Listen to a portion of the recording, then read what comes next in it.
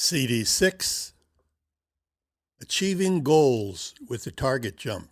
Module 18, Quantum Jumping Towards Your Goal.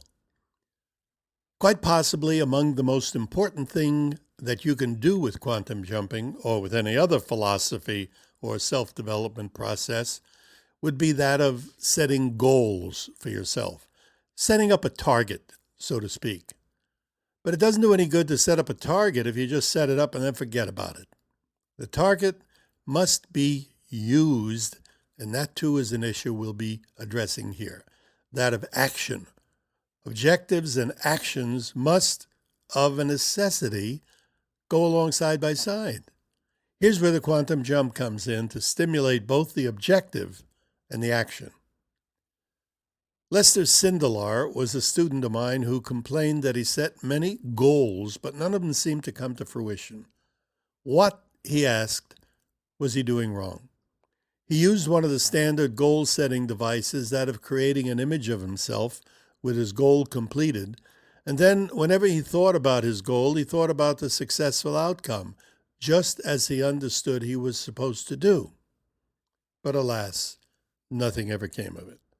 When Lester came to my class, I asked him for specifics. What was his goal? Exactly what actions did he take? And was the goal realistic? His goal was a luxury automobile. He'd heard that simply by visualizing it, the car would come to him. And I've known a lot of people who, after learning the visualization process, have done exactly that. One friend, Helene Hatzel, had even written a book about it, the Name It and Claim It game. This was about how she entered contests, visualized the end result of herself winning, and did indeed win many of the contests that she entered. So why wasn't Lester's visualizations working for him? Or was there more to it than that? Well, first of all, the goal should be somewhat realistic. Programming for a $10 million boat because you saw a picture of Tiger Woods' yacht, that's fine if your income warrants it, but not if you're making $70,000 or $80,000 a year. But why is that, you may ask? If it works, why not for any number?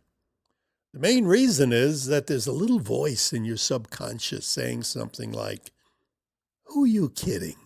A $10 million yacht? No way." Most people don't feel deserving of the things that they're setting goals for. Oh, I know you may think, well, I deserve the best. But that's on the outer conscious level.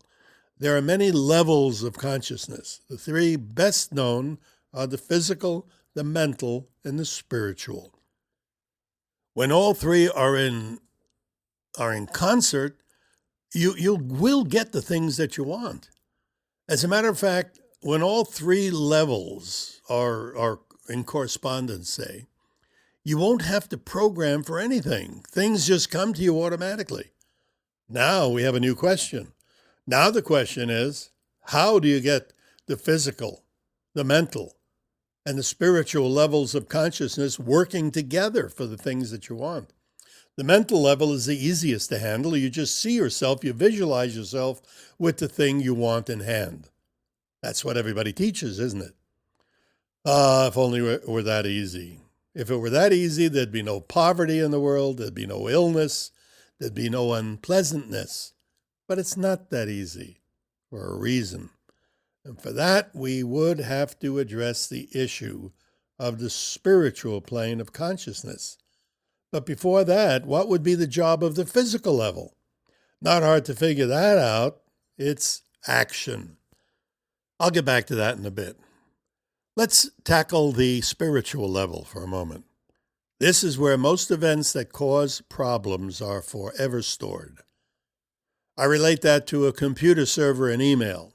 Say that the computer itself is representative of the physical level, and the email you write is the mental level, while the server who stores the email is responsible for the spiritual level. Okay, then the email you write is like a problem that you had that creates a feeling of guilt or regret.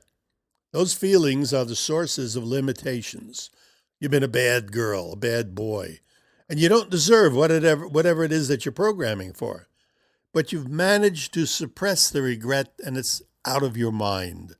You can delete the email you wrote, but it's always there with your server. And just as the erased email is there with your server, the original incident that caused the problem is sitting there in your spiritual consciousness. That you can't erase. Well, then how do you deal with it? How do you deal with an event in the past that you feel guilty about or that you regret?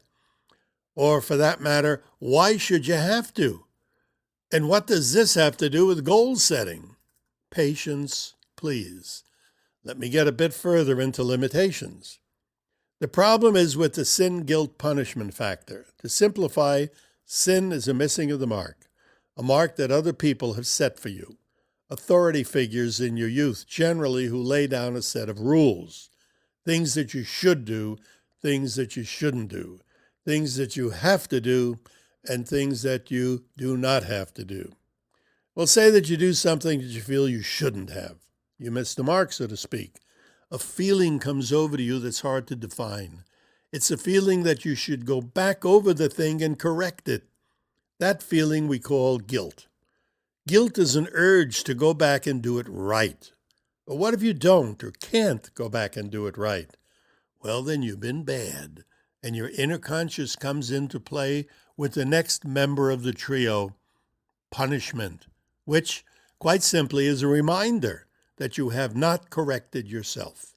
But you can't, because the person that you disrespected, say, is no longer among the living. Or the one you spoke unkindly to won't talk to you. What then? Well, then punishment comes into play in the form of limitations. You've been bad, so you only deserve so much. You only deserve so much in the way of income. You only deserve so much in the way of health, of relationships, of knowledge, of whatever. Well, you get the point.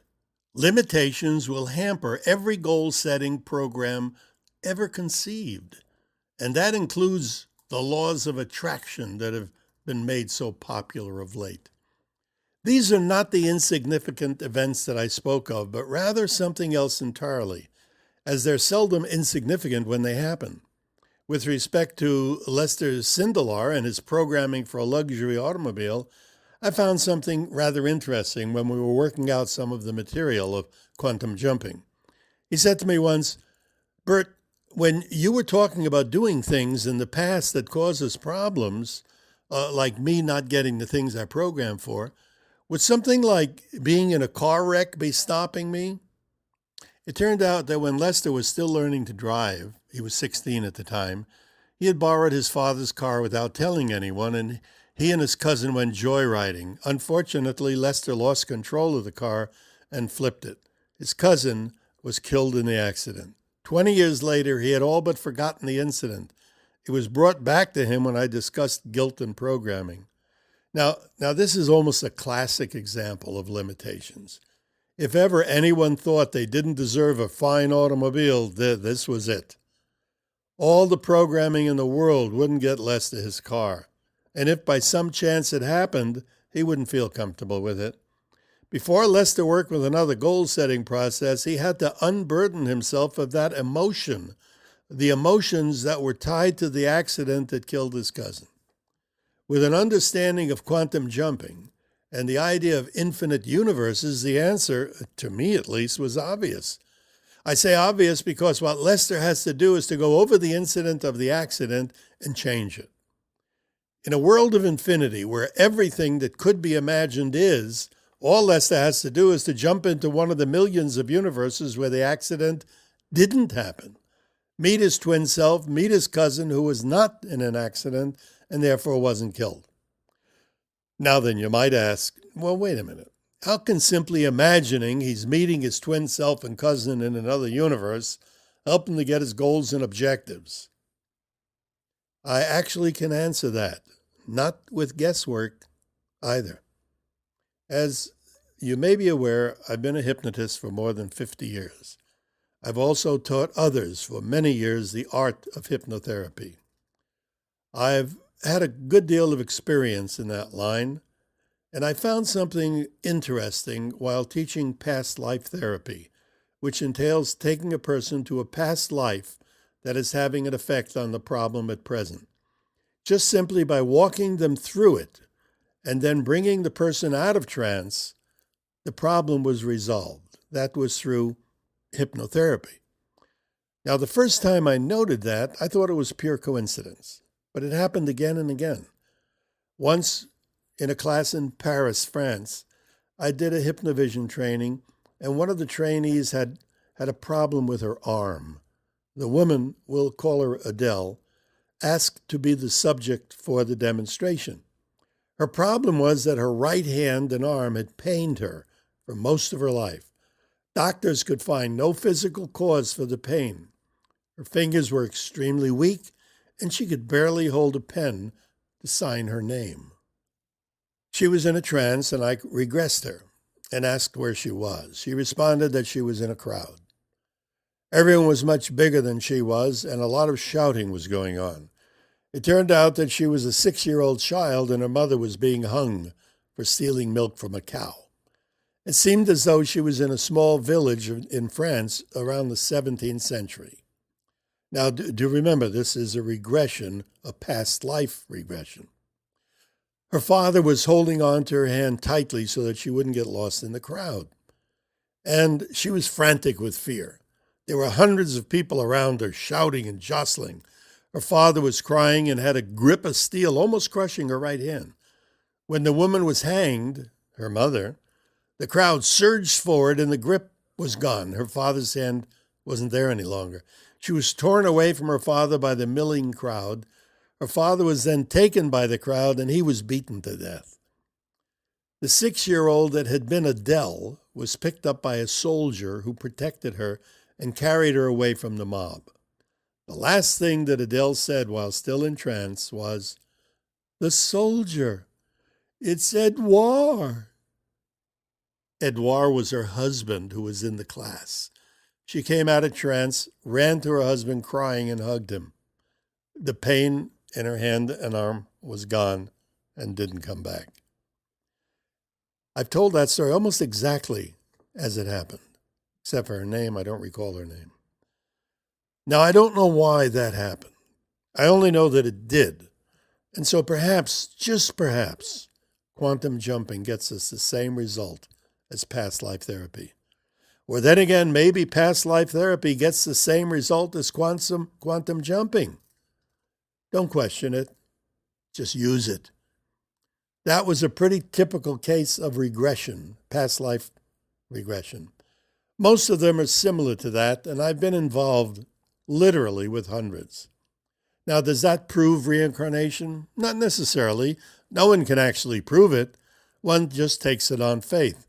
But if 1 billion people believe in something, doesn't that prove its existence? Well, what about the other 1 billion who believe the opposite? I do believe that the end of life is the beginning of something else. One of our great principles, the principle of rhythm, establishes that when something ends, something always begins. An afterlife, if you will. Reincarnation, maybe. Morantia worlds where souls evolve into greater entities, perhaps. Oblivion? No, that I do not believe. Nature doesn't act that way. When something ends, something else begins. That's the law of the universe. As I mentioned, it's the principle of rhythm. All things are cyclical. When your day ends, night begins. When night ends, day begins. When you go to sleep at night, your day, you might say, died. Then your sleep cycle is born. When your sleep cycle dies, ends, then your day is born. It's a law of nature. When something is born, something else has died. There is no death without birth, and no birth without death. I choose to believe that we've had past lives, and that we will have future lives. Now, what's the value to that? Well, let's see. In an infinite world with an unending number of universes parallel to our own, your past lives are now. If it's infinite, then anything is possible. That's the key to seeing who you were, and if it's of interest, who you will be. In one respect, in an infinite universe with an infinite number of parallel universes, there would be no time conception whatever. Let me explain that. Infinity is limitless, endless, and all-encompassing. In an infinite universe, whatever can be imagined is. Therefore, in one of the parallels, it will be what we see as 900 BC. In another, it's 3500 AD. In another, the Big Bang is just banged. And in another, well, you get the idea.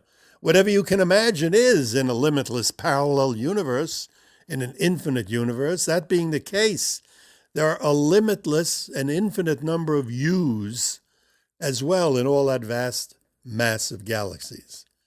The solar systems, and how many planets are there? I don't know if you're aware of it, but the scientific community, the astrologers, now pretty much assume that there are a trillion with a T, a trillion planets in our galaxy alone. Now, not only are you everything that everyone is, you are in every time as well. Now, this concept takes a bit of thought. And if you believe me to be exaggerating or maybe off my rocker, there are many highly specialized quantum physicists who accept this concept. Indeed, at the level of quanta, the smallest particles, actions can only be explained by a parallel world. At any rate, the parallel universe concept, as scientifically bizarre as it might sound, is the closest that science gets to spirituality. For if, in a parallel universe, everything imaginable is possible, then the spiritual nature of man exists as well as the physical. But back to the time concept in a world of infinities. Your past lives are being lived right now. On a parallel world just like this one, your future lives as well, but we're only addressing the past life for now. That being so, you need not go into any regressions to discover what your previous life was like. Your previous life can be discovered simply by tapping into a parallel universe, where you're living that life now. In a parallel infinite universe, to get to a past life, you don't regress, you jump. But the effect is the same. You're getting a sense of a past life. Karma, that ancient philosophy that speaks of the apparent fact that the quality of your life is determined by your behavior in a previous one, is the concept that reincarnationalists pretty much all believe in. What you have sown in a past life, you will reap in your present one, or a future one. A friend of mine always had trouble with her right knee. Once she sprained it, another time she broke it, it would heal, something else would happen. She'd skin it or trip and land on it. Always something else, always the right knee. One day I saw Barbie after she had returned from Arizona where she lived. She was limping. Seeing me, she laughed and said, "Boy, I must have kicked a lot of ass in my last life." That pretty much sums up karma. 1 billion or more people believe in that concept. As you believe, so it will be. If you have a karmic debt, it will be paid. But what if? What if the concept of parallel universes is valid? Then you'd have a choice of seeking a past life. You could either go into a past life by regressing, or go to a past life in another dimension, a parallel universe, where you are presently living that life that is having an effect on your present one. One of the things that I have found after years of regressing people into past lives was that it didn't seem to matter what was done in the past life. Just by going there seemed to relieve the problems of the present. Perhaps it was simply a release caused by the visit. I don't know. Now the question will arise, well, how do you do it? Is there some kind of a technique involved? When projecting oneself into a past life or a parallel mirror image in a different time, the technique is similar. Intent and imagination take you there. Scientists would rather consider parallel and infinite universes than past lives. Meditation is involved, as is the Bhaga technique of getting the mind ready by touching the roof of your mouth with the tip of your tongue. You must want to go into a past life for some reason, presumably to resolve a problem. That should be your purpose and intention to get rid of the thing that's bothering you. All that Lester did was to go to his twin self that was in a universe where he did not borrow his father's car, and so didn't cause the accident that killed his cousin. Here, his cousin was alive in that particular universe, and that was where Lester jumped. And the aftermath was that now we could set up a goal that may well come to pass. I say may well because there's never an absolute guarantee to something working at a specific time. We can use the material, and at the very least, we will generate energies that will help us along in life. Now then, you might think, but Lester's cousin is not alive, and going to a parallel where he is alive won't bring him back to this universe. No, it won't. But that's not the point. The point is that Lester was bothered by the guilt attached to the incident, and the guilt was relieved when he walked through the parallel universe where his cousin was alive. The next quantum jump will be for a goal, something that you want or something that you want to happen. What will your goal be? Think about that, because during the next jump, you'll be going to a universe where you already have it, or at least your twin self does. When that door opens, imagine that you know where you want to go. You want to go to that universe where you already have what you're programming for. Just imagine that you're there and create a scene that you would want for yourself. Okay? Right. Now just relax. Find a place where you'll be undisturbed for 15 minutes or so, and we will begin. The goal jumping meditation. Make yourself comfortable and do not play this or any of the meditations in a moving vehicle. We'll start this meditation by helping you to count backwards from 3 to 1. Find a comfortable position, close your eyes, take a deep breath, and while exhaling, mentally repeat and visualize the number 3 times.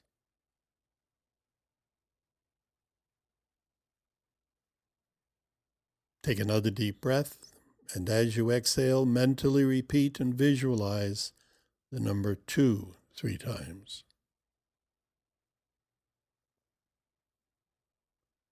Take another deep breath, and while exhaling, mentally repeat and visualize the number 1 3 times. You are now at a deeper, healthier level of mind. To reach a deeper, healthier level of mind at any time, just take an occasional deep breath. To help you to enter a deeper, healthier level of mind, imagine that you're sitting in front of a black velvet curtain. You're very comfortable. Alongside your chair is a box with 10 white plastic numbers in it. The numbers are from 1 to 10. When you place one of these numbers on the black velvet curtain, the number sticks until you remove it. You're going to take these numbers one by one and put them on the velvet curtain. First, you'll put the number 10 on the curtain, then you'll remove it and replace it with the number 9, and so on until you've put up and taken down the entire 10 numbers. First, the number 10. Take your time. You will have plenty of time. Relax and begin.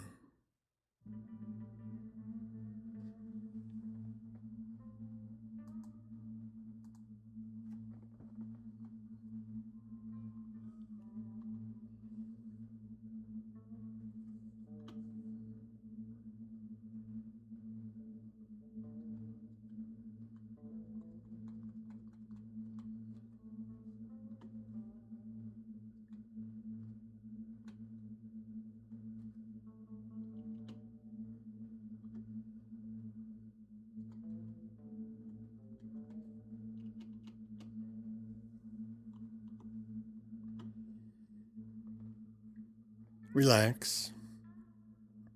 If you have not yet reached the number 1, take away whatever number you have on the curtain and replace it with the number 1. Relax your eyes. Relax your lips. Relax your jaw. Relax your head and your neck. Relax your chest, your stomach, your back.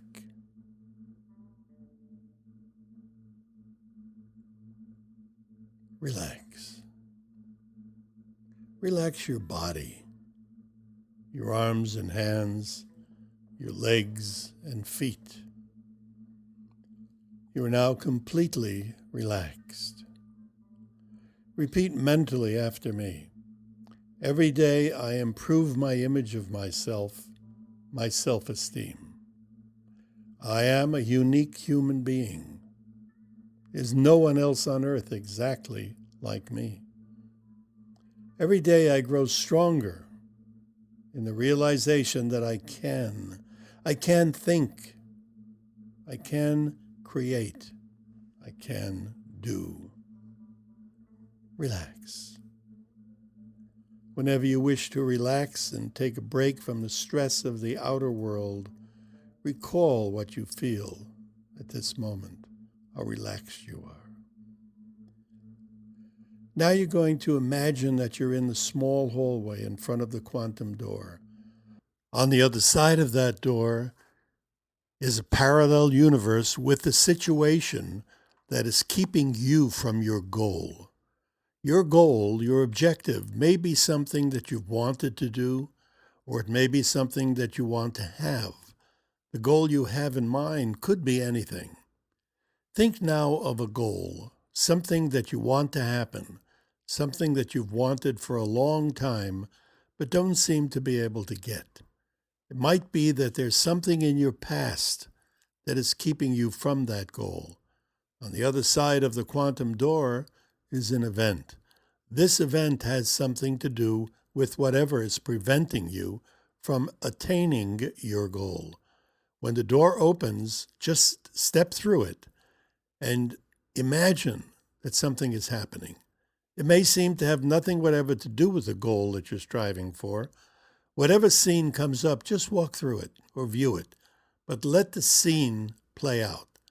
The scene will be something like a daydream, so just daydream it. I will now count from 1 to 3, and at the count of 3, you will be in the small hallway in front of the quantum door. 1, 2, 3. You are now in front of the quantum door. Imagine that. Pretend if you must, but visualize the door.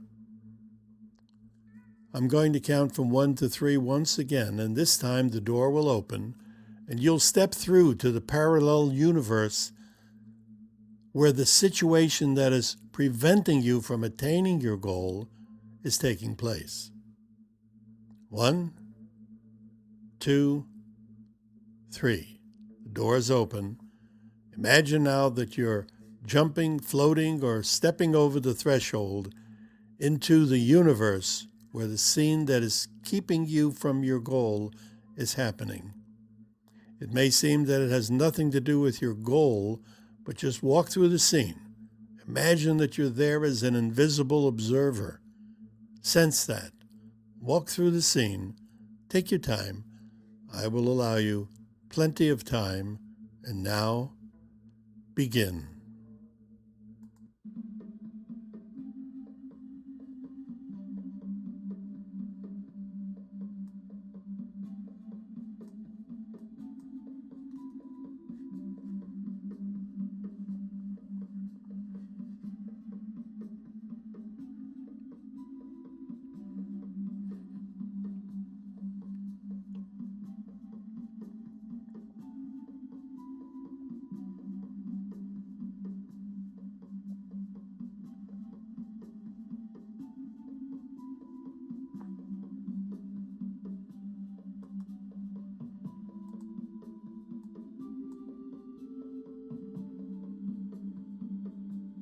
Whatever is happening, just allow it to happen.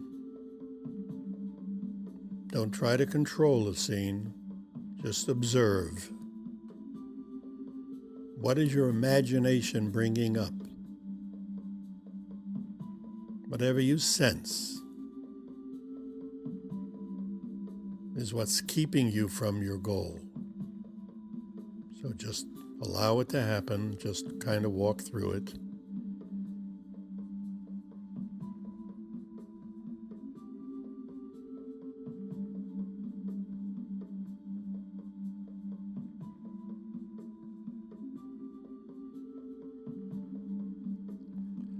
Relax.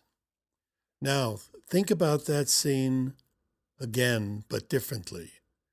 In a moment, you will again go through the scene of whatever is keeping you from your goal, but this time, you'll see the same scene, but speed things up. Sense the scene as though it were speeded up 10 times, almost like you're fast forwarding the scene. At the count of 3, begin. Sense the scene, speed it up, as though it were speeded up 10 times. Everything much, much faster, and begin.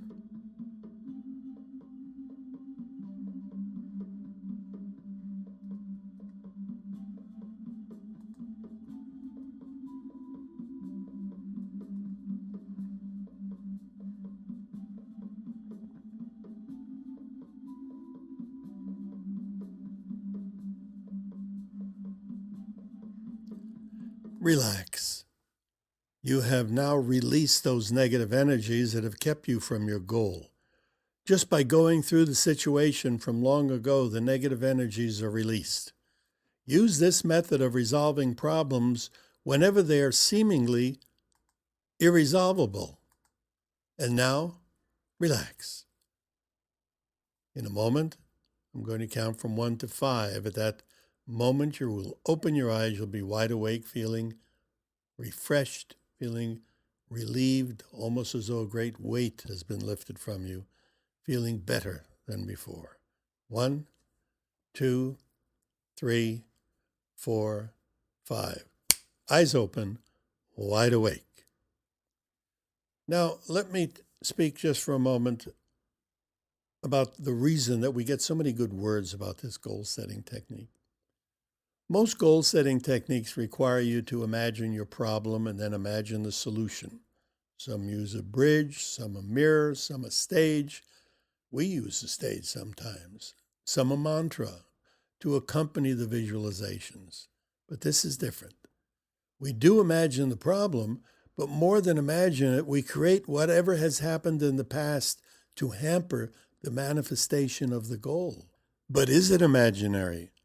In an infinite world, it has already happened. And that's not make-believe. That's reality.